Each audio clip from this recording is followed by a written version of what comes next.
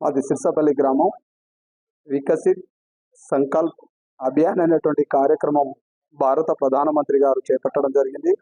నేరుగా కృషి విజ్ఞాన కేంద్రాలు, స్థానికమైనటువంటి ఇండియన్ ఇన్స్టిట్యూట్ ఆఫ్ సంబంధించినటువంటి ఇన్స్టిట్యూట్స్, భారత ప్రభుత్వం సంబంధించినటువంటి ఇన్స్టిట్యూట్స్ కానీ, రాష్ట్ర వ్యవసాయ శాఖ సంబంధించినటువంటి అందరు శాస్త్రవేత్తలు కూడా నేరుగా గ్రామాలకు వచ్చి రైతాంగానికి ఒక మెసేజ్ ఏంటంటే, ఇప్పుడున్నటువంటి పంటల సరిలో పంటల మార్పిడితో పాటుగా వాటికి వచ్చేటువంటి చీడపీడలు, రాబోయే కాలంలో మార్కెటింగ్లో ఏ రకమైనటువంటి సాంకేతిక పరిజ్ఞానాన్ని, నూతనమైనటువంటి డ్రోన్ టెక్నాలజీ కావచ్చు, భవిష్యత్తులో వచ్చేటువంటి ఏఐ టెక్నాలజీ కావచ్చు, రైతాంగానికి మార్కెట్లో నేరుగా అమ్ముకునేటువంటి పంటలను ఉత్పాదక పెంచే విధంగా ఈరోజు ఈ యొక్క కార్యక్రమం చేపట్టడం మా గ్రామంలో అదృష్టం.